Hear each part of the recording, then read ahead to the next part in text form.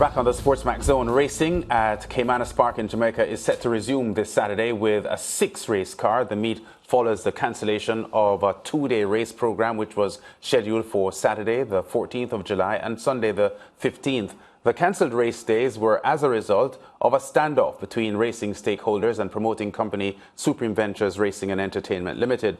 The ongoing rift followed a heated meeting last Tuesday where stakeholders rejected a 27 million Jamaican dollar purse increase proposed by the promoting company. Patrick Smelly is president of the United Racehorse Trainers Association, and he'll provide us now with an update of the ongoing issue at Caymanas Park. I've described Saturday's meet, which is unprecedented, Patrick, a 6-race card, smallest ever, as undersized.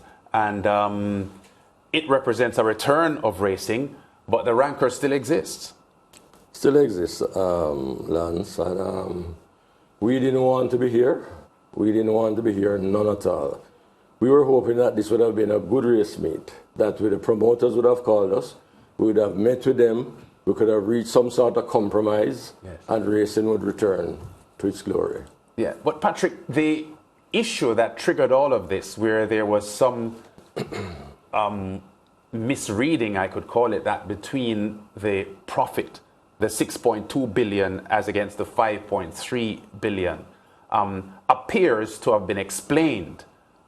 Is it that your group is still not convinced that the 6.2 billion that you were shown first was a legitimate figure that Supreme Ventures should have been working with? Is your group not convinced? Because the explanation has been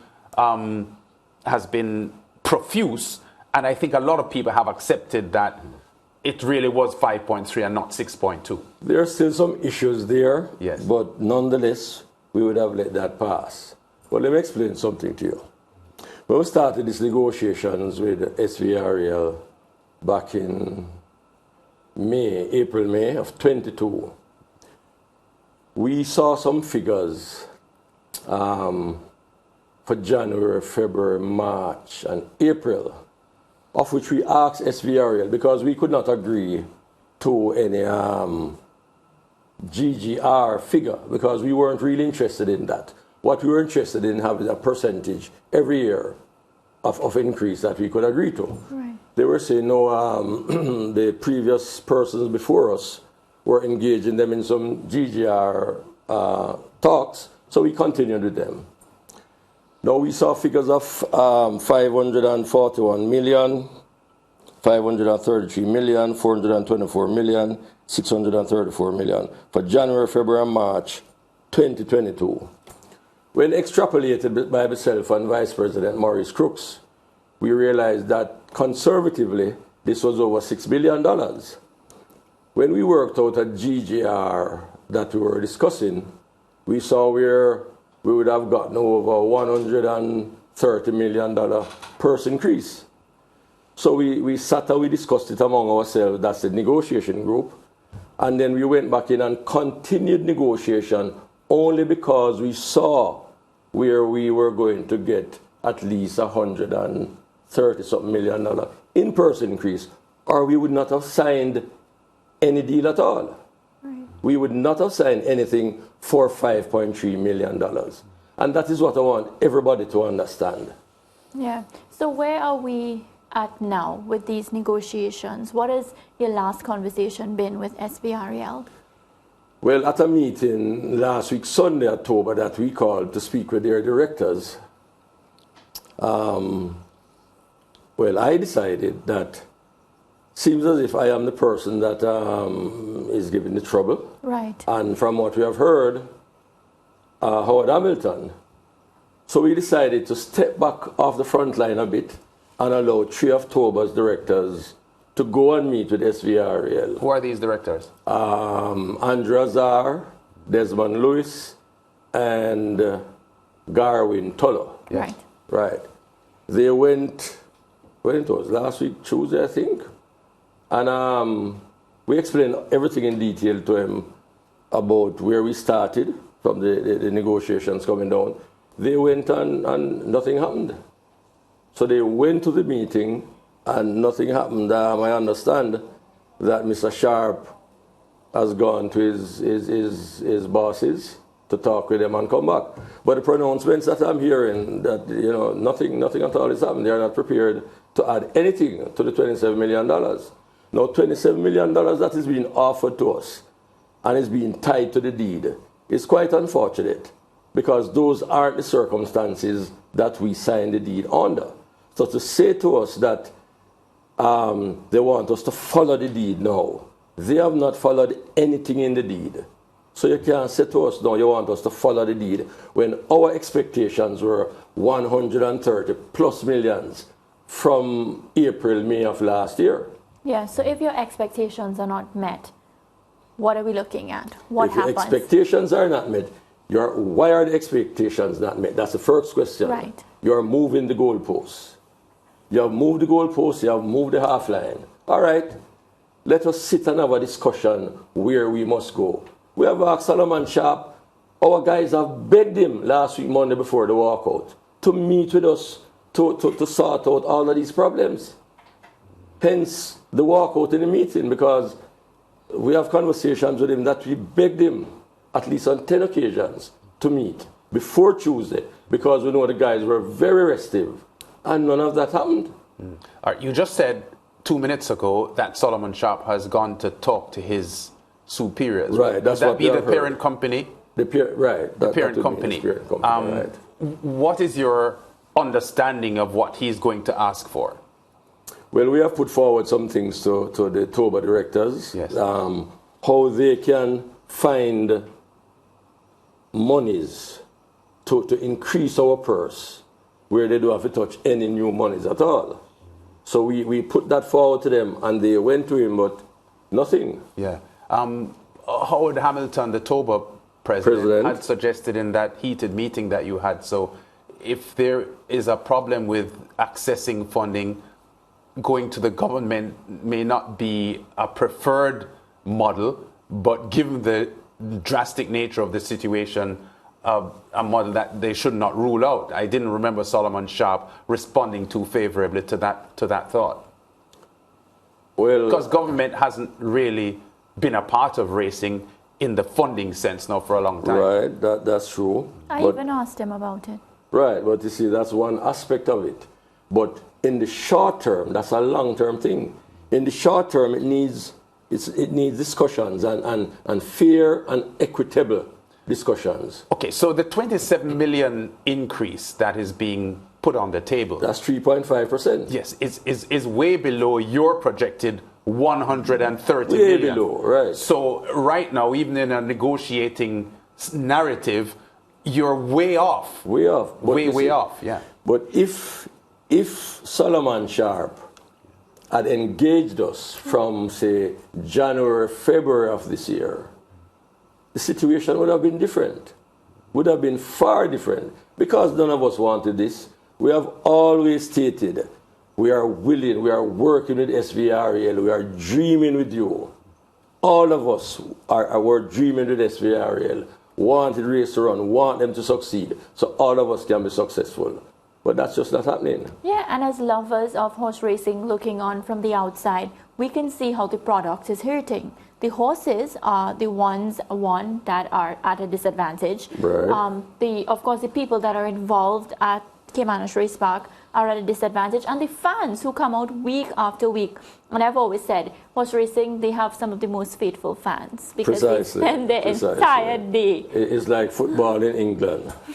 Yeah, so what happens? Because as I said, the product is hurting, and I feel like the people in charge of making these decisions are not budging.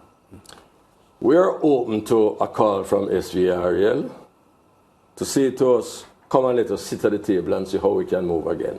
Remember, our guys begged 10 times last week, Monday, with negative responses. We are begging no more. This is a sad commentary, though, because the Derby is scheduled to be run 2 weekends from now. Let me ask you something, Lance. Yes. Do you think any trainer at Caymanas Park, any trainer owner groom, would have loved to have hurt a race day like the Derby? Obviously not. Not Not at if you're a all. true lover of racing. Not at all. Can I play devil's No one. Can I play devil's advocate for just Sure. a moment here, though, Patrick? Sure. Because I've heard this said before, and I heard the TOBA president, Howard Hamilton, say this before. Maybe not in these words, but the point he was making was that part of the problem in the racing industry right now is that too many of the stakeholders cannot afford the expense of horse ownership and being involved in horse racing. There's a reason why it was called the sport of kings, because it is for the affluent. So there's the suggestion that too many people are involved in racing who are struggling to make ends meet, and that's not what racing is about. Exactly. Racing is about people who have money, and even when they lose, they can take losses because their cash is strong. According to Vin Edwards, a former president, disposable income. Yes. No, that is true. But all these owners are slowly migrating, are leaving racing. Why is that? The affluent is slowly leaving racing. We may have 10 of them left at the track out of 115 years Well, ago. answer the question then. Why is that? Because I don't know. Because it doesn't make sense. You're putting in nearly $2 billion to get out $1 billion. Yeah. It doesn't make sense. Well, I heard Howard Hamilton tell Carlton Watson the first year when he became champion owner that when he was champion owner, he lost money. Of course. He was a champion owner, but he was in the red. And he was suggesting to Carlton that he hoped that he wasn't in the same situation. Of course. So even if you're a successful owner in horse racing at the moment, you're making no profit. You're making absolutely no profit. And we are not saying to SVEREL, this is your problem or you created this problem, because it has been like that for years. But we are saying, let us try have some equity and justice in this. We are your partners. I'm not sure where we go from here, because when we spoke to Solomon Sharp last week about this conflict, he seemed defeated. Yeah. He seemed as if he has put so much into trying to build the infrastructure at Caymanas Park and rebuilding the sport, which needs a lot of rebuilding, and to hit up against this kind of conflict and resistance. I just saw in his body language that he felt as if, he doesn't know what else to do, because as far as he's concerned, he's trying his best to make racing, to resuscitate racing. Right. To resuscitate racing. No, they are building a brand. Yes. And they are doing a wonderful job of that. They are revamping the betting. The betting has gotten more excited for the punters. But the people that put on the show are hurting. So you cannot leave these people behind. You have to walk with these people beside you going. And if you do that, your success is guaranteed. Yeah. But part of his problem, and he said it too, that he feels that there's an element or a group behind the scenes trying to destroy what Supreme Ventures Racing and Entertainment Limited is trying to do. And I don't think he was even suggesting that it was you, Patrick Smelly, or so. He felt that there were people behind the scenes tugging at this ship and trying to pull it down for some reason. And he felt very uncomfortable about that. I heard that narrative from him and from some other people. And I will tell you, Lance, that I've been invited to some meetings already. And I guess probably these would have been some of the people, I'm not sure. Right. But we cut down their argument immediately. Yeah. Last year when they wanted to stop racing, we stopped them immediately in their tracks. Who's them though? We leave that for Solomon to name, because he knows the names of who he's talking about. Okay. We don't know all of the names. Just that we met with a group that was going in direction of strike from last year, and we stopped Are that. they trying to overthrow Supreme Ventures Limited as the promoters of racing?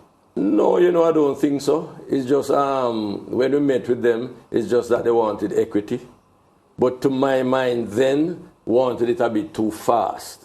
But then they're probably looking on now, because you didn't agree with them. You didn't go that way, looking on at what's happening at Caymanas. Right. And they may feel a sense of satisfaction because, Probably. as I said, the product is hurting. Probably they are looking out a sense of satisfaction. But as Solomon knows, none of those people can pull my strings. My strings are pulled by our trainers at the park, by no outside sources.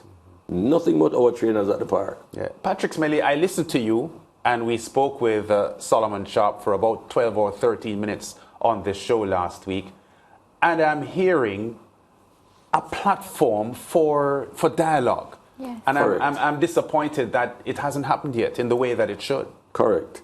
It has not happened, and some of the narrative that's being expounded from that side is one of the main cause of this. The narrative that was being expounded from that side at the meeting on Tuesday was the main reason why the trainers walked out, which even surprised me, that the trainers got up and said, boy, we're not into this, we're walking out. I was a bit surprised there. Yeah. Are you disappointed that trainers have nominated horses for this weekend's racing? I am disappointed at some of the trainers, because I know that some of the trainers would never want to back this group in where we're going.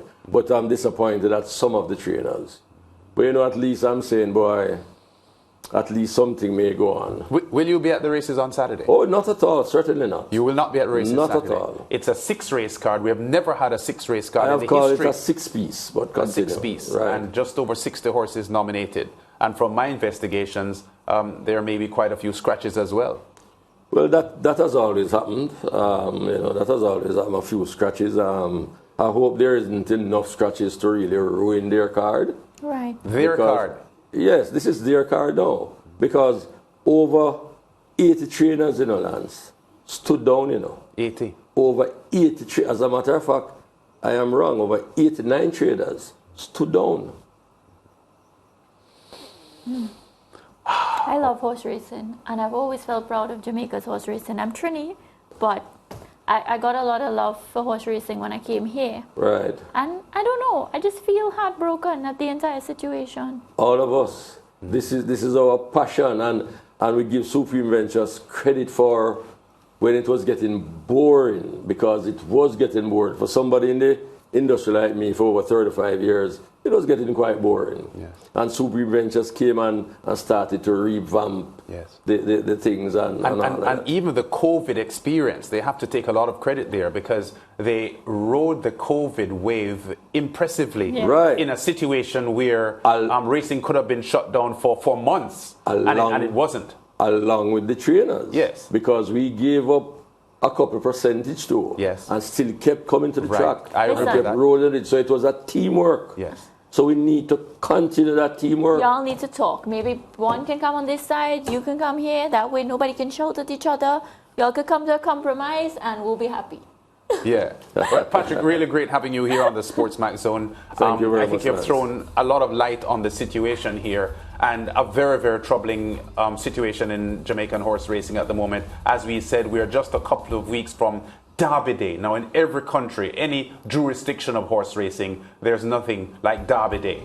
And the Derby is upon us, and at the moment, we aren't really sure where the racing product is at Caymanas Park in We're at Jamaica. a stalemate. A stalemate. Yes. Wow, that doesn't sound good. Let's hope in the next week or so we can get things sorted out. And SVEREL and Patrick Smelly and his trainers group will come to an amicable understanding to get racing back on track in Jamaica. Back with more on the SportsMax Zone after this.